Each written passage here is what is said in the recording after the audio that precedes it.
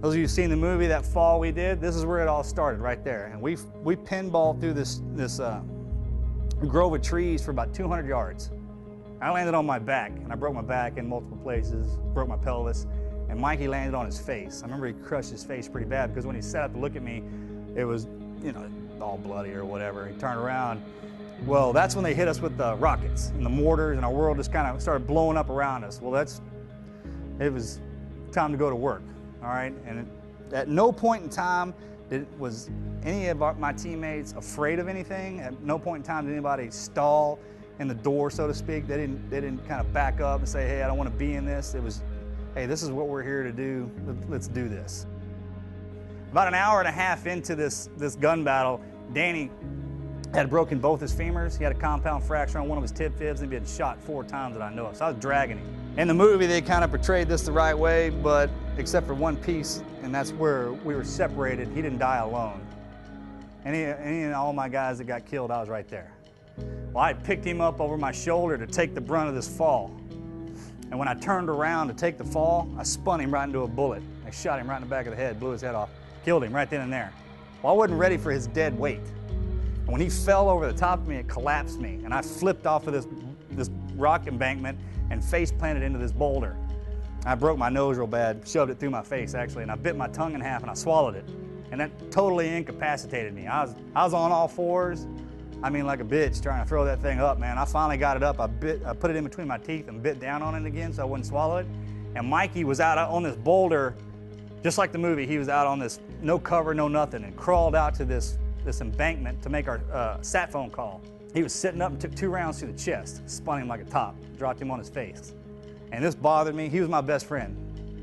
Had been for a long time. We've been through a lot of stuff together. I mean, I loved him. I never told him I loved him while he was alive, because guys, we just don't do that. But you know, I'll see him again soon. Probably one of the first things I tell him. And then he started screaming my name for help. You could hear a lot of AK fire into his area, a lot of RPGs. I mean, they were laying it on him pretty hard. Because I couldn't get to him, it was too steep. And he had that sat phone up next to his ear, and he got shot right between the shoulder blades, dropped him right on his face. Normally, to break a Navy SEAL, you have to kill us. That's why we make it into our training. That's why we can call ourselves SEALs, because the only way you're going to break us is to kill us. I snapped right there, like a twig, like a little bitch. I couldn't stand to hear him die. They killed him. I never saw him again, ever.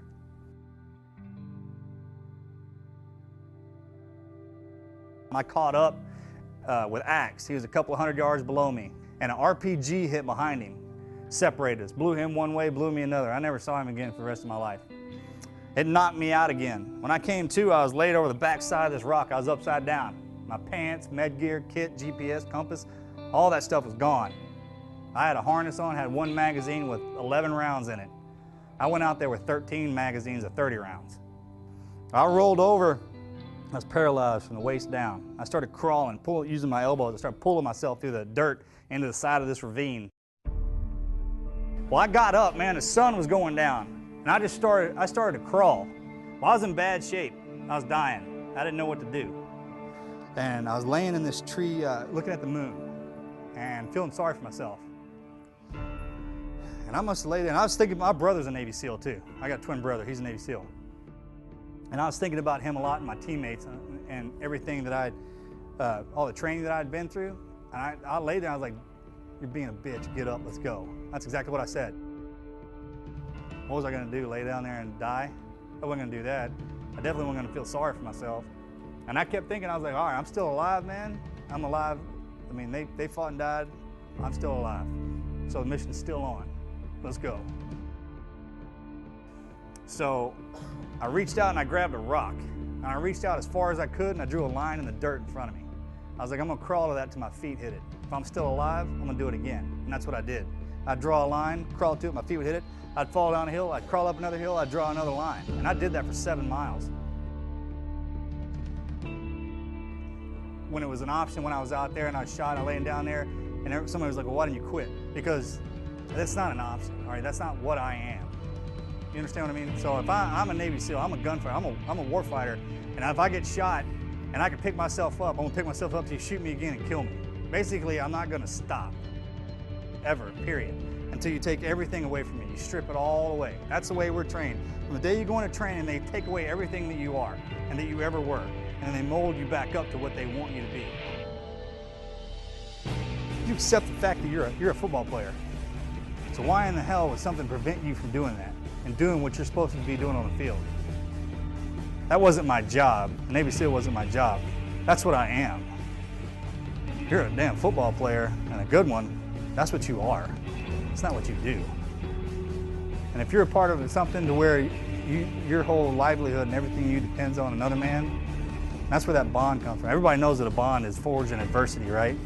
But rely on each other, man. Love each other as a team. Ain't nobody out here that you ain't willing to sacrifice everything for. Every day, man, what do you got? You're gonna walk through me, man, you better bring some help. That's what you gotta think. Because I got my boys right here, we're about to find out who's what. That's where you gotta be, man. Like, it's gonna take everything you got to get to the end of this field. You better pray to God you put the work in, because I have.